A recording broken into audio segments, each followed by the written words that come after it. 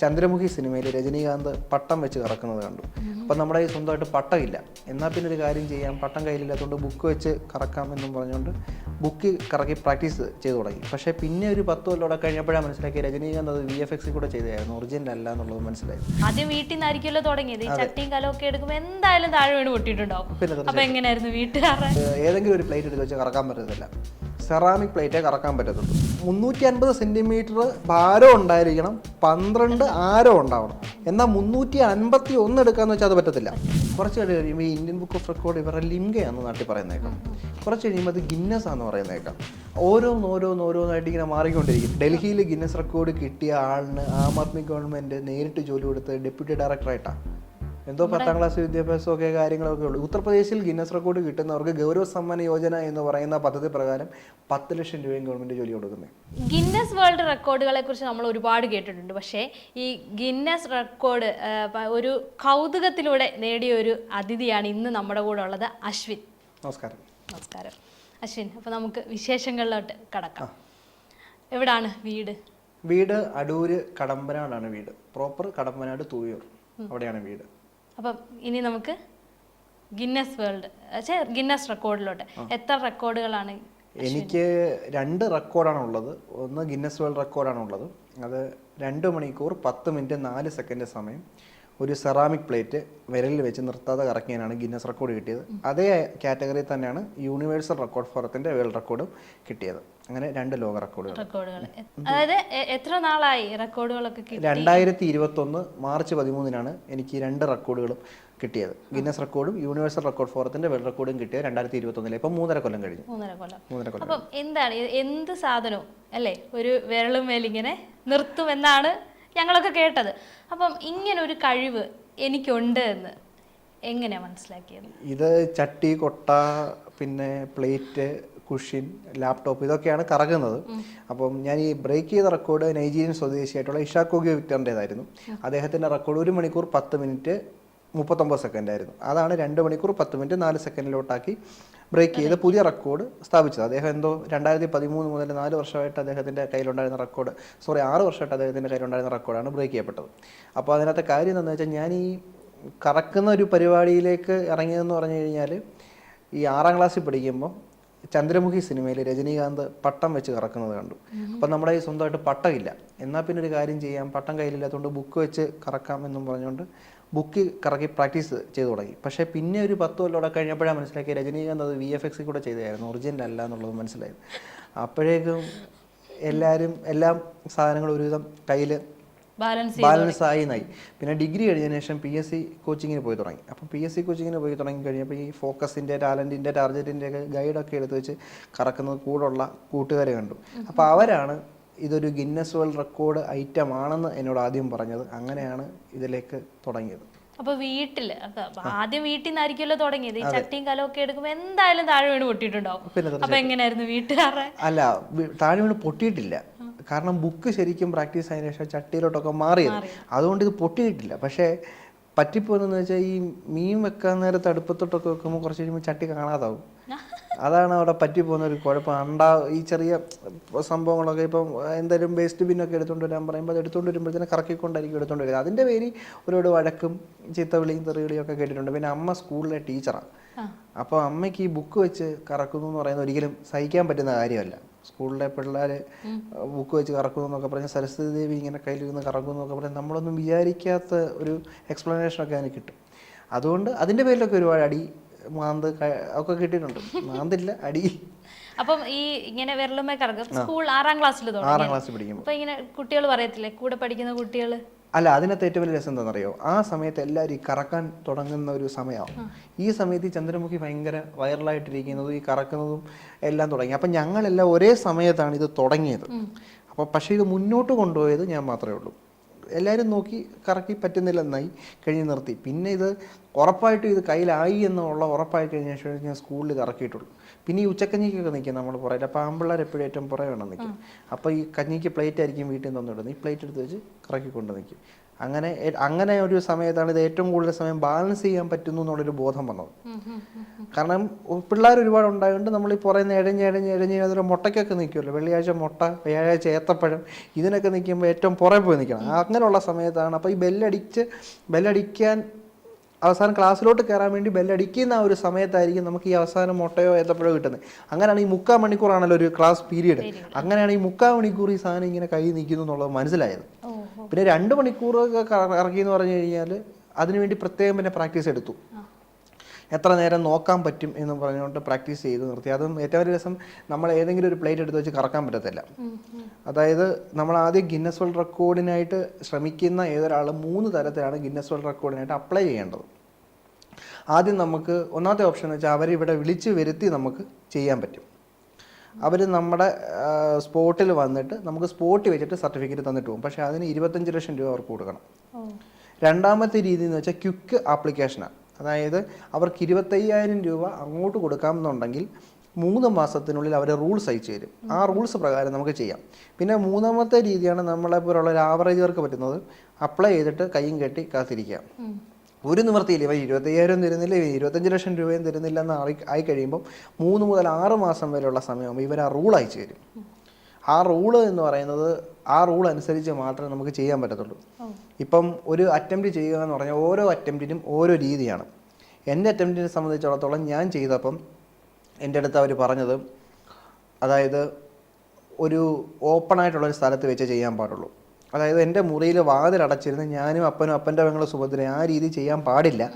ഒരുമിച്ച് എല്ലാവർക്കും, അതായത് ഓപ്പൺ പ്ലേസിൽ വഴി കൂടെ പോകുന്ന ആർക്കും വന്ന് എൻ്റെ പരിപാടി കാണാൻ പറ്റുന്ന വിധത്തിലായിരിക്കണം. അതിൽ 150 പേരുടെയെങ്കിലും കുറഞ്ഞ അറ്റൻഡൻസ് ഉണ്ടായിരിക്കണം. ആ അറ്റൻഡൻസ് 150 പേരുടെയെങ്കിലും കാണിച്ചിരിക്കണം. അങ്ങനെ ഒരു റൂൾ ഉണ്ടായിരുന്നു. ആ റൂള് പ്രകാരമാണ് നമ്മളിത് ചെയ്തു എന്ന് പറയുമ്പം ഏതെങ്കിലും ഒരു പ്ലേറ്റ് എടുത്ത് വെച്ച് കറക്കാൻ പറ്റത്തില്ല. സെറാമിക് പ്ലേറ്റേ കറക്കാൻ പറ്റത്തുള്ളൂ. പ്രത്യേകം അവരുടെ റൂളിലുണ്ട്. അതായത് സ്റ്റീൽ പ്ലേറ്റ് ആകുമ്പോൾ കുറച്ചുകൂടെ എളുപ്പമാണ്, പേപ്പർ പ്ലേറ്റ് ആകുമ്പോൾ ഇച്ചിരി എളുപ്പമാണ്. പക്ഷേ ഏറ്റവും ഹാർഡ്നെസ് കൂടുതലുള്ള, കട്ടി കൂടുതലുള്ള സെറാമിക് പ്ലേറ്റ് ഉപയോഗിച്ചാൽ നമുക്ക് കറക്കാൻ പറ്റത്തുള്ളൂ. അപ്പം പക്ഷേ അത് ഏതെങ്കിലും ഒരു സെറാമിക് പ്ലേറ്റ് എടുക്കാനും പറ്റത്തില്ല. ആ സെറാമിക് പ്ലേറ്റിന് 350 ഗ്രാം ഭാരം ഉണ്ടായിരിക്കണം. അതിന് 12 സെൻറ്റിമീറ്റർ ആയിരിക്കണം അതിന് ആരം വരേണ്ടത്. ഈ 2 കാര്യങ്ങളുണ്ട്. അപ്പോൾ ഇതിനകത്ത് ഞാൻ നേരിട്ട് ഏറ്റവും വലിയ പ്രശ്നം എന്താണെന്ന് വെച്ചാൽ 350 സെൻറ്റിമീറ്റർ ഉള്ള സെറാമിക് പ്ലേറ്റിൻ്റെ ആരം 13 പോവുക. പറഞ്ഞു മനസ്സിലായില്ലേ? 350 സെൻറ്റിമീറ്റർ ഭാരം ഉണ്ടായിരിക്കണം, 12 ആരം ഉണ്ടാവണം.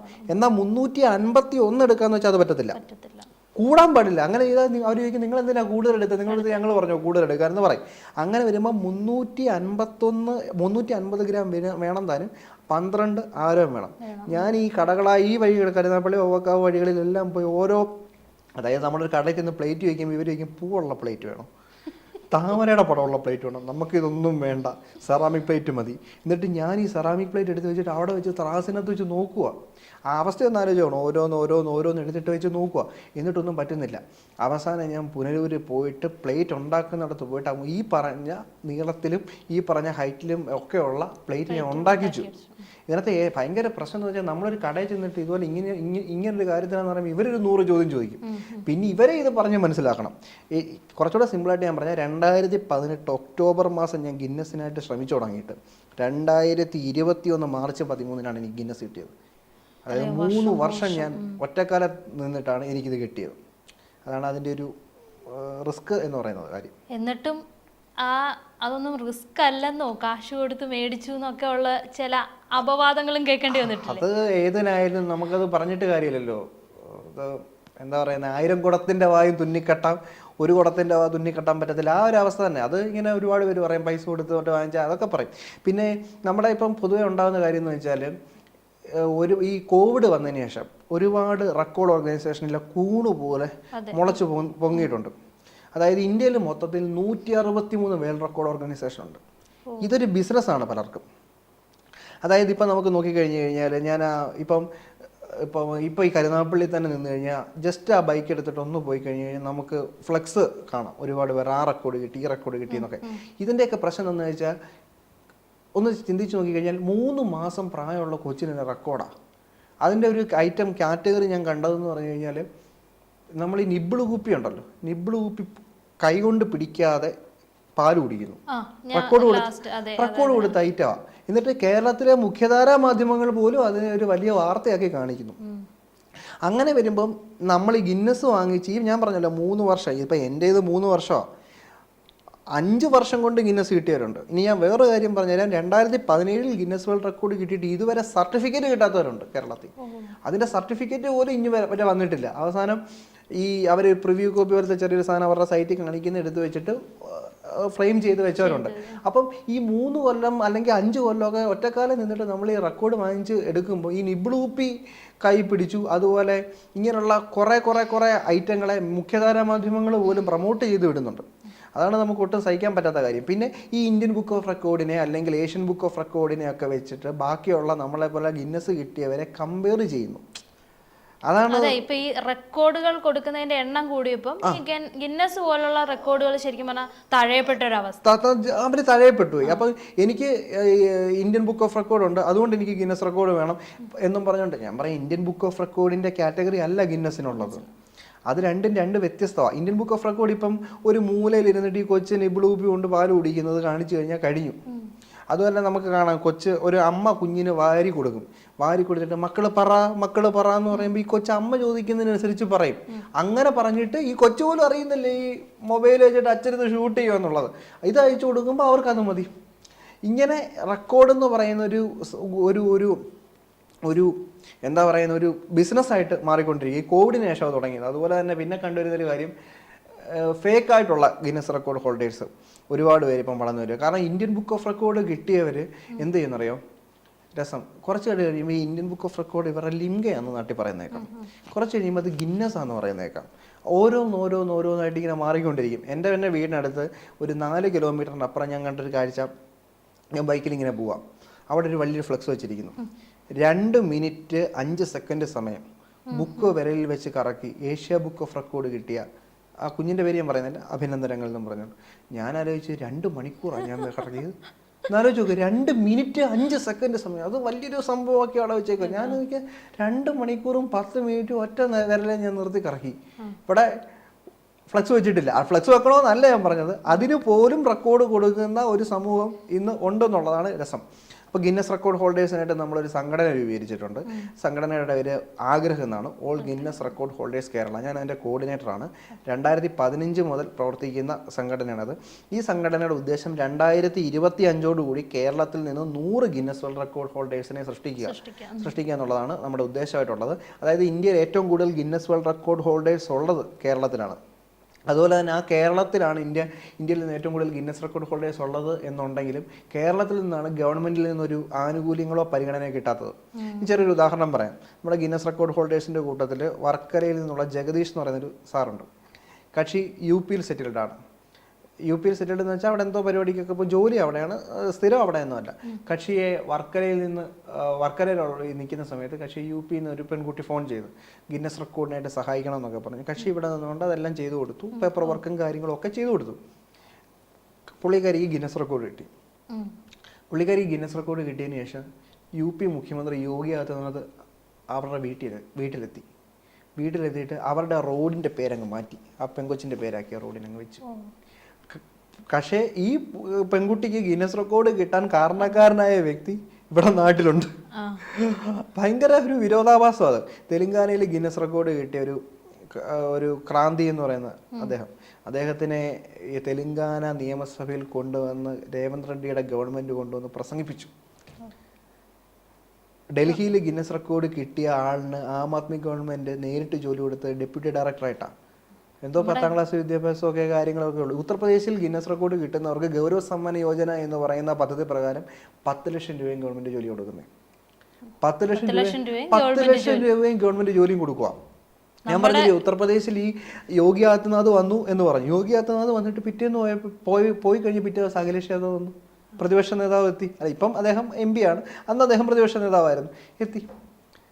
കേരളത്തിൽ നിന്ന് ഇത്രയധികം ഗിന്നസ് റെക്കോർഡ് ഹോൾഡേഴ്സ് ഉണ്ടായിട്ട് നമുക്ക് ഇവിടുന്ന് യാതൊരു പരിഗണനയും കിട്ടുന്നില്ല. അപ്പം ഒരു ഈ ഗിന്നസ് റെക്കോർഡ് കിട്ടിക്കഴിഞ്ഞാൽ അതിൽ പ്രത്യേകിച്ച് ആനുകൂല്യങ്ങളും കാര്യങ്ങളും ഒന്നുമില്ല. അങ്ങനെ ഒരു പേര് മാത്രമേ. ഗിന്നസ് എന്ന് പറയുന്നത് സത്യം പറഞ്ഞാൽ വാസ്തവത്തിൽ ഗിന്നസിന്റെ ചരിത്രം എന്ന് പറയുന്നത് 57-60കളിൽ ഈ അയർലൻഡിൽ ഉപയോഗിച്ചുകൊണ്ടിരുന്നൊരു മദ്യമാണ്. ഗിന്നസ് എന്ന് പറയുന്നത് ഓൾറെഡി ഒരു മദ്യമാണ്. ഈ മദ്യം ഏറ്റവും കൂടുതൽ കുടിക്കുന്നവർക്ക് അവർ കൊടുത്തുകൊണ്ടിരുന്ന സാധനമാണ് ഗിന്നസ്. അത് പതുക്കെ പതുക്കെ പുറത്തോട്ട് വ്യാപിച്ചു പോയതാണ്. നമുക്ക് ഗിന്നസ് എന്ന് അടിച്ചു കൊടുത്തു കഴിഞ്ഞാൽ നമുക്ക് ആദ്യം നമ്മുടെ മുന്നിൽ വരുന്നത് ഈ മദ്യക്കുപ്പിയുടെ ഫോട്ടോയൊക്കെ തന്നെ ആയിരിക്കും. അങ്ങനെ അതൊരു പ്രൈവറ്റ് രജിസ്ട്രേഷൻ ആയിട്ടുള്ളൊരു ഓർഗനൈസേഷനാണത്. അപ്പം അവർ തന്നെ ഓൾറെഡി നമ്മുടെ അടുത്ത് പറയുന്നുണ്ട്, നമ്മൾ അപ്ലൈ ചെയ്യുമ്പോഴൊക്കെ പറയുന്നുണ്ട്, ഒരിക്കലും നിങ്ങൾ ഇത് കിട്ടിയെന്നും പറഞ്ഞുകൊണ്ട് പൈസയ്ക്കോ മറ്റു ആനുകൂല്യങ്ങൾക്കോ ഞങ്ങൾ എടുത്തിട്ട് വന്നേക്കരുതെന്ന് ആദ്യം തന്നെ അവർ ക്ലിയർ കട്ടായിട്ട് പറയുന്നുണ്ട്. ഇത് കിട്ടുക എന്ന് പറയുന്നത് തന്നെ വലിയൊരു ചടങ്ങാണ്. ചെറിയ ചെറിയ കാര്യങ്ങൾക്ക് വേണ്ടി പോലും അവരതങ്ങ് തട്ടിക്കളയും. ഇത്രയും നിങ്ങളോട് പറഞ്ഞില്ലല്ലോ, ഇത്രയും നിങ്ങൾ എന്തിനു ചെയ്തു, ഞങ്ങൾ പറഞ്ഞത് മാത്രം നിങ്ങൾ ചെയ്താൽ പോരെ എന്ന് ചോദിച്ചുകൊണ്ട് അവരതെല്ലാം പറയും. അത്ര റിസ്ക് ആയിട്ടാണ് നമ്മളിത് വാങ്ങിച്ചെടുക്കുന്നത്. നമുക്കറിയാം, ഒളിമ്പിക്സിൽ പങ്കെടുക്കാൻ പോകുന്നവർക്കോ അല്ലെങ്കിൽ പാരാ ഒളിമ്പിക്സ്, കോമൺവെൽത്തിനൊക്കെ പങ്കെടുക്കാൻ പോകുന്നവർക്കൊക്കെ ഗവൺമെന്റ് വളരെ വലിയ ആനുകൂല്യം കൊടുക്കുന്നുണ്ട്. ഇപ്പം വിനേഷ് ഫോഗട്ടിന്റെ തലനാരയുടെ വ്യത്യാസത്തിൽ വെള്ളി നഷ്ടപ്പെട്ടപ്പോൾ വിനേഷ് ഫോഗട്ട് ഹരിയാന വന്ന് ഇറങ്ങി, എങ്ങനെ നമുക്കറിയാം. ഭൂപേന്ദ്ര ഹൂഡ വിളിച്ച് വരുത്തി വലിയൊരു റാലി നടത്തി വിനേഷ് ഫോഗട്ടിനെ വീട്ടിൽ കൊണ്ടുവിട്ടു. എൻ്റെ ഗിന്നസ് വേൾഡ് റെക്കോർഡ് വന്നത് എങ്ങനെയാണെന്ന് ചേച്ചിക്കറിയോ? സ്പീഡ് പോസ്റ്റ് ആയിട്ട് ഒരു ഒരു ഒരു ഒരു നമ്മൾ ഈ തളിര്, പണ്ട് ബാലമാസിക തളിര് എന്നൊക്കെ പറഞ്ഞ് പൂമ്പാറ്റ എന്നൊക്കെ പറഞ്ഞ് വരുന്നതല്ല വന്നതാ. എന്നിട്ട് ഞാനാണ് ഇത് കൊണ്ടൊന്ന് ഫ്രെയിം ചെയ്ത് വെച്ചത്. ഫ്രെയിം ചെയ്തൊന്നുമല്ല ഈ സാധനം വരുന്നത്, നമ്മുടെ ഒരു മനോരമ പത്രത്തിന്റെ ഒരു പേപ്പർ പോലൊക്കെ തന്നെ സാധനം വരത്തതേ ഉള്ളൂ. അല്ലാതെ ഇതല്ലാതെ വലിയ സംഭവമായിട്ടൊന്നും ഇത് വരത്തൊന്നുമില്ല. നമ്മുടെ കേരളത്തിൽ മാത്രം, നമ്മുടെ ഇവിടെ മാത്രം. അവിടെയും സർട്ടിഫിക്കറ്റ് വരുന്നത് ഇങ്ങനെയൊക്കെ തന്നെ ആയിരിക്കും. പക്ഷെ അതൊരു പൊതു പരിപാടിയായിട്ട് കാണിച്ച് ഗവൺമെന്റ് അവർക്ക് പ്രോത്സാഹനം, അവരുടെ നാട്ടിൽ നിന്ന് ഒരാൾ ഇത്രയും സമ്പാദിച്ചു എന്ന് പറയുമ്പോൾ അവർക്ക് പ്രോത്സാഹനം. ഇവിടെ മാത്രമാണ് അതിനൊരു പരിഗണന ഇല്ലാത്തത്. ഇപ്പം ഞാൻ പറഞ്ഞ 2015 മുതലാണ് നമ്മുടെ ആഗ്രഹ സംഘടന നിലവിൽ വന്നത്. അന്ന് മുതൽ സംഘടന പ്രവർത്തിക്കുന്നത് ഗിന്നസ് റെക്കോർഡ് ഹോൾഡേഴ്സിന് വേണ്ടിയിട്ടുള്ള ആനുകൂല്യങ്ങൾക്ക് വേണ്ടിയിട്ട്. അതിനകത്ത് രസം 35-36 പേര് കേരളത്തിൽ നിന്ന് ഇതിനോടകം 93 പേർക്ക് ഗിന്നസ് റെക്കോർഡുണ്ട്. അതിൽ 35-36 ആളുകൾ ഈ പറഞ്ഞ 36 വയസ്സ് താഴെ നിൽക്കുന്നവരാ. ഒരുപാട് കഴിവുള്ളവരാ. അവർക്കൊക്കെ ഒരു ഗവൺമെന്റ് ജോലിയൊക്കെ കൊടുത്തു കഴിഞ്ഞാൽ അവരുടെ ആ ഒരു കഴിവും അതുപോലെ തന്നെ മറ്റുള്ള അവസരങ്ങളും ഒക്കെ അവർ ഈ പറയുന്ന രാജ്യത്തിന് വേണ്ടിയിട്ടൊക്കെ ഉപയോഗിക്കും. അത് ഇവിടെ ഉണ്ടാവുന്നില്ല. അതാണ് ഇവിടുത്തെ ഏറ്റവും വലിയ രസം എന്ന് പറയുന്നത്. ശരിക്കും പറഞ്ഞാൽ ഞാൻ അശ്വിൻ ഇപ്പൊ പറയുന്നിടം വരെ ഒരു ഗിന്നസ് റെക്കോർഡ് കിട്ടാൻ കുറെ റൂൾസ് ആൻഡ് റെഗുലേഷൻസ് ഉണ്ട്, ഇത്രയും കഷ്ടപ്പാടുണ്ടെന്ന് ശരിക്കും എനിക്ക് പോലും എനിക്ക് അറിയില്ലായിരുന്നു. അപ്പൊ നമുക്ക് എല്ലാ റെക്കോർഡുകളും പോലെ തന്നെ ഇപ്പൊ ഇന്ത്യ ബുക്ക് ഓഫ് റെക്കോർഡ് എന്ന് പറഞ്ഞു കഴിഞ്ഞാൽ ചവറ് പോലെ ഇപ്പൊ എപ്പോഴും എല്ലായിടത്തും കേൾക്കുന്നുണ്ട്. അപ്പൊ തുടക്ക സമയത്തൊക്കെ കുറെയൊക്കെ മീഡിയാസ് ഇതിനെ ഇങ്ങനെ സപ്പോർട്ട് ചെയ്തിട്ട് ഇപ്പൊ ആരും അതും കൊടുക്കുന്നില്ല. കാരണം എല്ലാവർക്കും മനസ്സിലായി ഈ ഇന്ത്യ ബുക്ക് ഓഫ് റെക്കോർഡ് എന്നുള്ളതൊന്നും വലിയ കാര്യമല്ലാതെ മാറിയിരിക്കും ഇപ്പോൾ ഉള്ള സ്ഥിതി. അപ്പൊ ഈ ഗിന്നസ് വേൾഡ് റെക്കോർഡ് കിട്ടാൻ ഇത്രയൊക്കെ കടമ്പകൾ കടക്കണമെന്നുള്ളത് ശരിക്കും ആർക്കും അറിയില്ല. എല്ലാവരും ഇതൊക്കെ നിസ്സാരമാണ്, എന്തെങ്കിലും ഒന്ന് കാട്ടിക്കൂട്ടി കഴിഞ്ഞാൽ ഇത് കിട്ടുമെന്നൊരു ധാരണ പൊതുവെ സമൂഹത്തിനെല്ലാം ഉണ്ട്. പത്തനംതിട്ട ജില്ലയിൽ നിന്ന് 4ാമത് വ്യക്തിഗത ഇനത്തിൽ ഗിന്നസ് റെക്കോർഡ് കിട്ടിയ വ്യക്തിയാണ് റെജി ജോസഫ്. അദ്ദേഹം പക്ഷെ അതുപോലെ തന്നെ കാർഷിക രംഗത്ത് നിന്ന് ഗിന്നസ് വേൾഡ് റെക്കോർഡ് കിട്ടിയ കേരളത്തിലാത്ത വ്യക്തിയാണ്. അദ്ദേഹം സ്വന്തം പറമ്പിൽ ഏറ്റവും വലിപ്പത്തിൽ ചേന കൃഷി ചെയ്തു. ഏറ്റവും ഭാരമുള്ള ചേന അദ്ദേഹമായിരുന്നു കൃഷി ചെയ്തത്. നമ്മൾ ഒന്ന് ആലോചിച്ച് നോക്കിയേ, അയാൾ കർഷകനാണ്, പക്കാ കർഷകനാണ്. അദ്ദേഹം ചിന്തിക്കേണ്ട ഒരു പ്രധാനപ്പെട്ട കാര്യം എന്താണെന്ന് വെച്ചാൽ, ഒരു മനുഷ്യൻ കൃഷി ചെയ്യണമെങ്കിൽ എന്ത് ബുദ്ധിമുട്ടാണ്. അദ്ദേഹം പല തവണ കൃഷി ചെയ്തു. പന്നി വന്ന് ചേന നശിപ്പിച്ചു, മഴ വന്ന് ചേന പോയി, ചേനയുടെ കൂടെ വാഴയും കാച്ചിലും ഒക്കെ പോയി. പക്ഷെ പർട്ടിക്കുലർ ചേനയാണ് പുള്ളിയുടെ ഫോക്കസ്, എല്ലാം പോയി. നിരന്തരം അധ്വാനിച്ച് 6 വർഷം കൊണ്ട് ഗിന്നസ് വേൾഡ് റെക്കോർഡ് നേടിയെടുത്തു. ഞാൻ ചോദിച്ചോട്ടെ, കേരളത്തിലെ എത്ര മുഖ്യധാര മാധ്യമങ്ങളിൽ ഇത് വാർത്തയായിട്ട് വന്നു? ഇത് മനസ്സിലായതുകൊണ്ട് നമ്മൾ ഗിന്നസ് റെക്കോർഡ് ഹോൾഡേഴ്സിന്റെ സംഘടന ആഗ്രഹം പത്തനംതിട്ട പ്രസ് ക്ലബ്ബിൽ പോയിട്ട് പ്രസ് മീറ്റ് നടത്തി. പ്രസ് മീറ്റ് നടത്തിയിട്ടാണ് പുള്ളിക്ക് ഗിന്നസ് വേൾഡ് റെക്കോർഡ് കൊടുത്തത്, സർട്ടിഫിക്കറ്റ് കൊടുത്തത്. എന്നിട്ട് പോലും കേരളത്തിലെ പ്രധാനപ്പെട്ട മീഡിയാസ് അത് വാർത്തയാക്കിയിട്ടില്ല. ചിലത് ഞാൻ മീഡിയ വാർത്തയായി കണ്ടു. ഈ തങ്കപ്പൻ നായർ 72 വയസ്സ് അന്തരിച്ചു, തൊട്ടപ്പുറത്ത് റെജി ജോസഫിന് ഗിന്നസ് വേൾഡ് റെക്കോർഡ്. തങ്കപ്പൻ നായരുടെ തൊട്ടപ്പുറത്ത് റെജി ജോസഫ് ഇരിക്കുന്നു. അത്രത്തോളം ഡീഗ്രേഡ് ചെയ്യാനായിട്ട് ഈ മുഖ്യധാരാ മാധ്യമങ്ങളും ഒക്കെ നിൽക്കുന്നു. പിന്നെ ഇതിനകത്ത് വേറെ കാര്യം, ചില പർട്ടിക്കുലർ സാധനങ്ങൾക്കേ കൊടുക്കത്തുള്ളൂ, വാർത്ത കൊടുക്കത്തുള്ളൂ.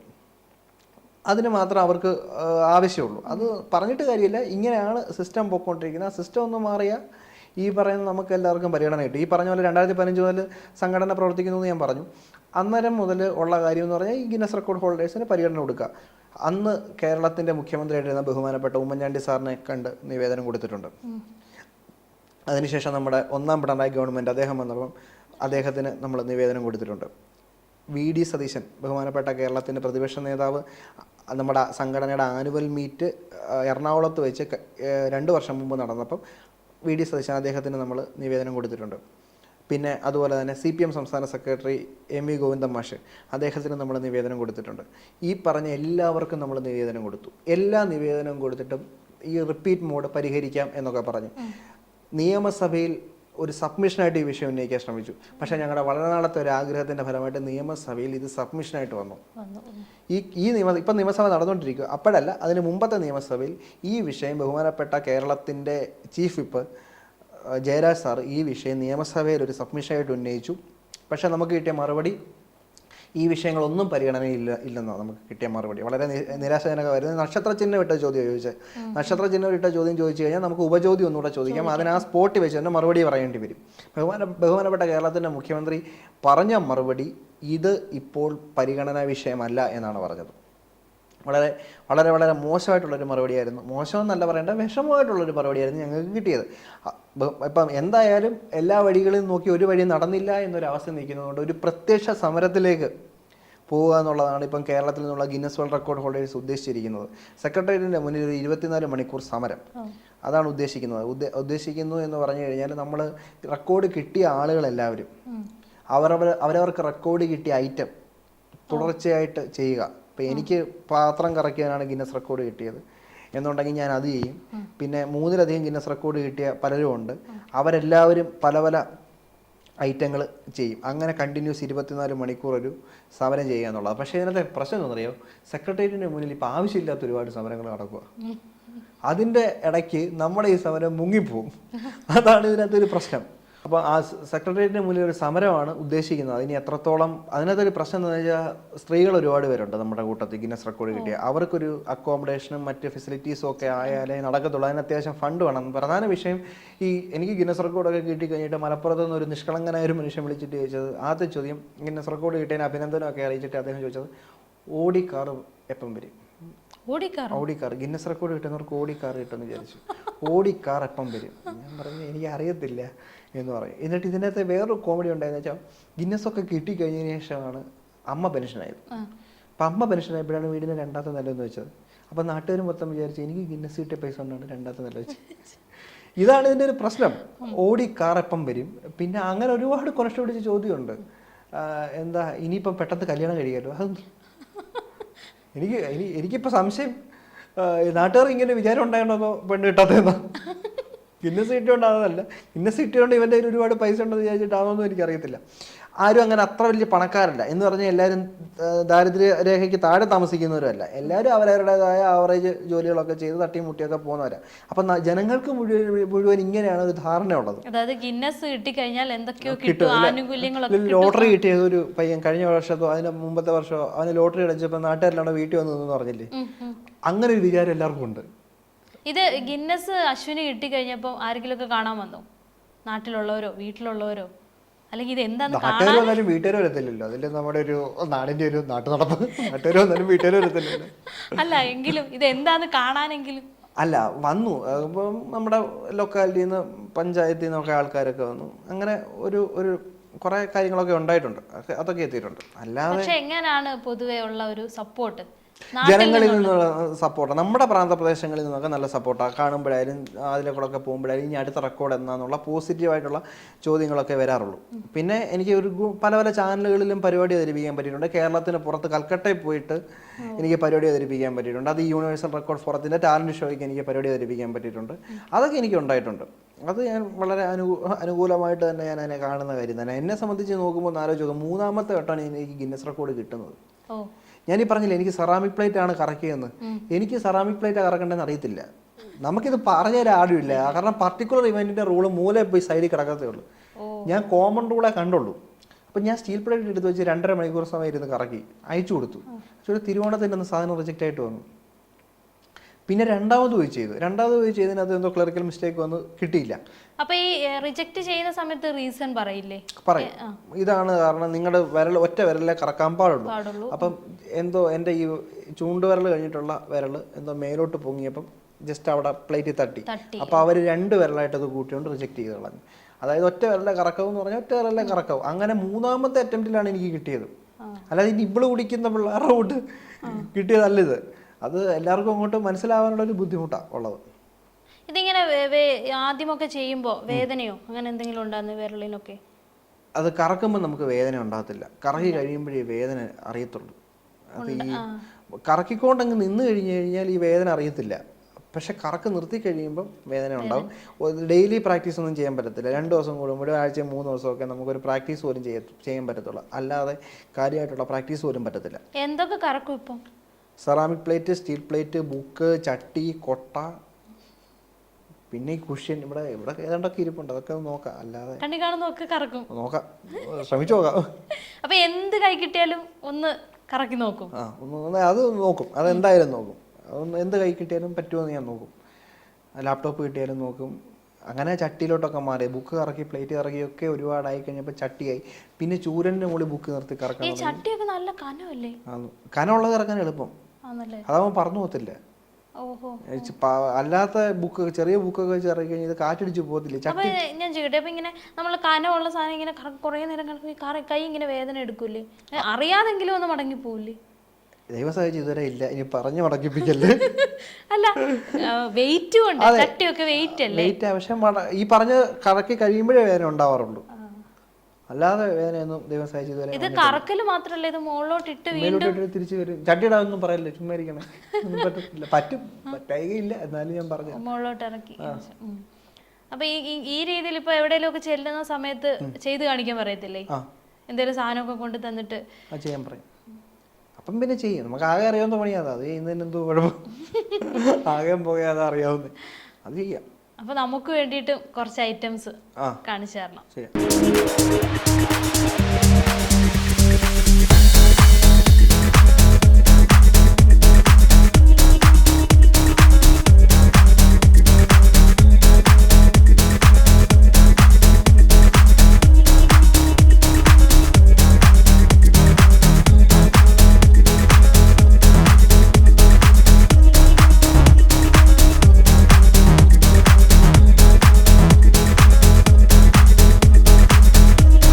പൊതുസമൂഹത്തിൽ നിന്നുള്ള സപ്പോർട്ടുകൾ എങ്ങനെയാണ്? അല്ല, ഞാൻ പറഞ്ഞു പൊതുസമൂഹത്തിൽ നിന്ന് നല്ല സപ്പോർട്ടുണ്ട്. പിന്നെ ഏത് കാര്യത്തിനായാലും അകമുണ്ട് പുറമുണ്ട്. അത് നമ്മൾ ആരെയും പറഞ്ഞിട്ടോ ഒന്നും കാര്യമില്ല. നമ്മുടെ കൂട്ടത്തിലുള്ള കുറേ പേര് പലതും പറയും. ഇത് ഗിന്നസ് ഡ്യൂപ്ലിക്കേറ്റ് ഗിന്നസ് ആണെന്ന് പറഞ്ഞ ആൾക്കാരുണ്ട്. എന്തോ ആന്ധ്രാപ്രദേശിലെ ഗൂഡല്ലൂർ എങ്ങാണ്ട് പോയിട്ട് എന്തോ സർട്ടിഫിക്കറ്റ് അടിച്ചുകൊണ്ട് വന്നതാണെന്ന് പറഞ്ഞു. ആന്ധ്രാപ്രദേശ് ഗൂഡലിൽ ഇത് കൊടുക്കുന്നുണ്ടോ? അവർക്കല്ലേ അറിയൂ, എനിക്കറിയത്തില്ലല്ലോ. ഞാൻ ഈ ഗൂഡല്ലൂർ കണ്ടിട്ടില്ലേ. സത്യം പറഞ്ഞാൽ ആന്ധ്രാപ്രദേശിൽ പോയിട്ടുമില്ല. തിരുപ്പതി പോലും പോയിട്ടില്ല. എന്നാലും ആന്ധ്രാപ്രദേശ് ഞാൻ പോയിട്ടില്ല. അപ്പം ഗൂഡല്ലൂർ പോയിട്ട് ഇത് അടിച്ചുകൊണ്ട് വന്നതെന്നൊക്കെ പറയുന്നവരുണ്ട്. അതുകൊണ്ട് അതിനെ അധികം പ്രൊമോട്ട് ചെയ്യാതിരുന്ന ആളുകളൊക്കെ, പ്രൊമോട്ട് ചെയ്യാന്ന് വെച്ച് കഴിഞ്ഞാൽ മറ്റൊന്നുമല്ല, അതുകൊണ്ട് അത് ഡ്യൂപ്ലിക്കേറ്റ് ആണെന്ന് ഇങ്ങനെ പറഞ്ഞു കഴിഞ്ഞാൽ അവർക്കൊരു ആത്മസുഖം. നമ്മളത് അങ്ങനെ പറയുന്നവരോട് ഒന്നും പറയാനില്ല. അങ്ങനെ പറയുന്നവരോട് ഒന്നും പറയാനില്ല. അല്ല, ഇങ്ങനെ ഒരു നമ്മുടെ നാട്ടിൽ നിന്ന് ഒരു നേട്ടം ഉണ്ടാക്കിയ ഒരാള്, അത് ചെറിയ നേട്ടം ആയിക്കോട്ടെ വലിയ നേട്ടം ആയിക്കോട്ടെ, ശരിക്കും പറഞ്ഞു കഴിഞ്ഞാൽ പ്രോത്സാഹനത്തെക്കാളും കൂടുതൽ വിമർശിക്കുന്നവരുടെ എണ്ണം കൂടുതൽ. അതെ, പ്രോത്സാഹനത്തിനേക്കാൾ കൂടുതൽ വിമർശിക്കുന്നവരുടെ എണ്ണം കൂടുതൽ. അവർ അവിടെ ഇരുന്ന് പറഞ്ഞോട്ടെ. ഈ ഗിന്നസ് റെക്കോർഡുകളെ കൂടുതൽ പ്രോത്സാഹിപ്പിക്കാൻ വേണ്ടിയിട്ട് സർക്കാരിന്റെ ഭാഗത്തുനിന്ന് കുറച്ചുകൂടെ പ്രോത്സാഹനം വേണം എന്നുള്ള ഒരു ആത്മവിഷമം മുമ്പേ പറഞ്ഞല്ലോ, ഉള്ളിലുള്ള ഒരു വിഷമം പറഞ്ഞല്ലോ. അപ്പോൾ കുറച്ചുകൂടെ ഈ ഗിന്നസ് റെക്കോർഡുകൾ കിട്ടുന്നതിന് കുറേ അധികം കഷ്ടപ്പാടുകൾ ഉണ്ടെന്ന് പറഞ്ഞു. അപ്പോൾ സർക്കാരിന്റെ ഭാഗത്തുനിന്നും ഒക്കെ കുറച്ചുകൂടെ ഒരു സപ്പോർട്ട് വേണമെന്നും അത് ഏത് രീതിയിൽ കൊടുക്കണമെന്നുമാണ് അശ്വിൻ ആഗ്രഹിക്കുന്നത്. ഗവൺമെന്റിന് ഏത് രീതി വേണമെങ്കിലും അത് ചെയ്യാം. ഈ പറഞ്ഞതുപോലെ ഗിന്നസ് റെക്കോർഡ് കിട്ടുന്നവർക്ക് വേണമെങ്കിൽ ഒരു ജോലി കൊടുത്ത് അവരെ സപ്പോർട്ട് ചെയ്യാം. ഇനി അതല്ലെങ്കിൽ പല പല കോർപ്പറേഷനുകളുണ്ട് നമ്മുടെ നാട്ടുകളിൽ. ഈ പല പല ബോർഡുകളുണ്ട്. ഈ ബോർഡുകളിലേക്ക് ഗിന്നസ് റെക്കോർഡ് കിട്ടിയവരെ നമുക്കൊന്ന് പരിഗണിക്കാം. അങ്ങനെ പല തരത്തിലും ഒന്ന് ഗിന്നസ് റെക്കോർഡ് ഹോൾഡേഴ്സിന് അനുകൂലമായിട്ട് ഏത് രീതിയിലും പലതും ചെയ്യാം. അതിലൊക്കെ പല പല ഐറ്റങ്ങൾ ഉണ്ടാക്കുന്ന ആളുകൾ, അങ്ങനെ അവരെ വേണമെങ്കിൽ ആ രീതിയിലേക്ക് ഗവൺമെൻറ് വേണമെങ്കിൽ ഏത് രീതിയിലും ക്ലാസ്സുകൾ അവർക്ക് വേണ്ടിയിട്ട് അവർ വേണമെങ്കിൽ ₹1 പോലും വാങ്ങിക്കാതെ വന്ന് ക്ലാസ് ഓരോ സ്കൂളുകളിലും എടുത്തു കൊടുക്കും. അങ്ങനെ വേണമെങ്കിൽ ഗവൺമെൻറ്റിനെ സപ്പോർട്ട് ചെയ്യാം. ഗവൺമെൻറ്റിനെ സപ്പോർട്ട് ചെയ്യാൻ പലതരത്തിലുള്ള വഴികളുണ്ട്. പക്ഷേ ഗവൺമെൻറ് ആ രീതിയിലൊരു സപ്പോർട്ട് ചെയ്യുന്നില്ല. അത് അത് കഴിഞ്ഞ ഏതോ ഒരു തവണ അവശകലാകാരന്മാരുടെ പട്ടികയിൽ ഉൾപ്പെടുത്തിക്കൊണ്ട് എന്തോ 2000 രൂപയോ 3000 രൂപയോ പെൻഷൻ തരാമെന്ന് ഗവൺമെൻറ് പറഞ്ഞു. അങ്ങനെ വേണ്ട, ഞങ്ങൾ ആരും അവശരല്ല. ഞങ്ങളങ്ങനെ അവശകലാകാരന്മാരുടെ കൂട്ടത്തിൽ പെടുത്തി ഞങ്ങൾക്ക് അങ്ങനെ ഒരു ആനുകൂല്യമൊന്നും വേണ്ട. തരുന്നുണ്ടെങ്കിൽ മാന്യമായ രീതിയിലുള്ളൊരു പരിഗണന, അല്ലെങ്കിൽ പിന്നെ തരാതിരിക്കുക. പക്ഷെ അത് തരിക എന്നുള്ളതാണ് ഗവൺമെൻറ് ചെയ്യേണ്ട ഒരു മര്യാദ. ഇപ്പോൾ ഈ ചിലർക്കാണെങ്കിൽ ഇപ്പോൾ ഈ ഒരു റെക്കോർഡ് കിട്ടാനുള്ള കഴിവുകളുണ്ടെങ്കിലും പലരും അത് പുറത്തോട്ട് കാണിക്കാത്ത ഒത്തിരിയും പേരുണ്ടാവും. അപ്പോൾ ചിലപ്പോൾ ഗവൺമെൻറ് ഈ രീതിയിലൊക്കെ സപ്പോർട്ട് കൊടുക്കുമ്പം അങ്ങനെ കഴിവുകളുള്ളവർ കുറച്ചുകൂടെ രംഗത്തോട്ട് വരും. പക്ഷെ ഗവൺമെൻറ്റിന് അതിനൊന്നും ഒരു ശ്രദ്ധയില്ല. അവർക്ക് അത്രയ്ക്ക് അങ്ങോട്ട് താല്പര്യക്കുറവാണ് കാണുന്നത്. അത് പക്ഷേ ഈ പറഞ്ഞല്ലോ, അവർക്ക് ഗവൺമെൻറ്റിന് ചെയ്യാൻ പറ്റാത്തത് ഗിന്നസ് റെക്കോർഡിലേക്ക് എത്തിപ്പെടാൻ വേണ്ടിയിട്ട് ആഗ്രഹം ചെയ്തു കൊടുക്കാൻ സംഘടന ഓൾ ഗിന്നസ് റെക്കോർഡ് ഹോൾഡേഴ്സ് അഥവാ ആഗ്രഹ് തയ്യാറാണ്. അതിന് വേണ്ടിയിട്ട് ഏത് സമയത്ത് വേണമെങ്കിലും ആഗ്രഹിലെ ഏത് അംഗത്തിനെയും ഏത് റെക്കോർഡ് ഹോൾഡേഴ്സിന് ആവാൻ താല്പര്യമുള്ളവർക്കും വിളിക്കുക. ഇപ്പം രസം പലരും വിളിക്കുന്നുണ്ട്. ആഗ്രഹം എന്ന് പറയുന്ന സംഘടനകൾ എല്ലാ ജില്ലയിലും പ്രവർത്തിക്കും? ഇല്ലില്ല, സ്റ്റേറ്റ് കമ്മിറ്റി മാത്രമേ ഉള്ളൂ. ഗിന്നസ് റെക്കോർഡ് കിട്ടുക എന്നുള്ളതാണ് ആഗ്രഹ സംഘടനയിൽ അംഗമാകാൻ വേണ്ട മിനിമം ക്വാളിഫിക്കേഷൻ. അതിപ്പോൾ ജില്ലാ അടിസ്ഥാനത്തിൽ ഇല്ല. ഈ 92 പേരല്ലേ ഉള്ളൂ, എല്ലാവരും പല പല പല സ്ഥലത്ത് നിൽക്കുന്നവർ. അപ്പോൾ ഒരു ജില്ലാ കമ്മിറ്റി രൂപീകരിക്കാനൊന്നും 92 പേര് മൊത്തം, കേരളത്തിൽ മൊത്തം 92 പേര്. അപ്പം ഇനി പുതിയതായിട്ട് ആരെങ്കിലും ഗിന്നസ് റെക്കോർഡിലോട്ട് വരണം, അല്ലെങ്കിൽ റെക്കോർഡ് വേണമെന്ന്, അല്ലെങ്കിൽ അതിനുള്ള കഴിവുള്ള ആൾക്കാരാണെങ്കിൽ ഈ 92 പേരിൽ ആരെ വേണമെങ്കിലും ബന്ധപ്പെട്ട് വിളിച്ചു കഴിഞ്ഞാൽ തീർച്ചയായിട്ടും പറ്റും. എല്ലാവിധ സപ്പോർട്ടുകളും നമ്മൾ കൊടുക്കും. നമ്മുടെ സംഘടനയ്ക്ക് രക്ഷാധികാരികൾ എന്ന് പറയുന്നത് ഗിന്നസ് പക്രു, അതുപോലെ തന്നെ കാനായി കുഞ്ഞിരാമൻ സാറ്, ബ്ലെസി സാറ്, ഇവർ 3 പേരുമാണ് സംഘടനയുടെ രക്ഷാധികാരികൾ. അതുപോലെ തന്നെ പ്രസിഡന്റ് തൃശ്ശൂർ സ്വദേശി സത്താർ റാദൂർ, സെക്രട്ടറി സുനിൽ ജോസഫ്, ട്രഷറർ പ്രജീഷ് കണ്ണൻ, ഇവർ 3 പേരുമാണ്. നമ്മുടെ കൂടെ ഇത്രയും സമയം സ്പെൻഡ് ചെയ്ത് നമുക്ക് ഇത്രയൊക്കെ കാര്യങ്ങൾ കാണിച്ചു തന്ന് നമ്മളെ കൊണ്ടൊന്നും നടക്കാത്തത് നമ്മുടെ മുന്നിൽ കാണിച്ചു തന്ന അശ്വിന് എല്ലാവിധ ആശംസകളും. ഇനിയും കൂടുതൽ റെക്കോർഡുകൾ കിട്ടാൻ ഞങ്ങളുടെ കൂടെ പ്രോത്സാഹനം ഉണ്ടായിരിക്കും.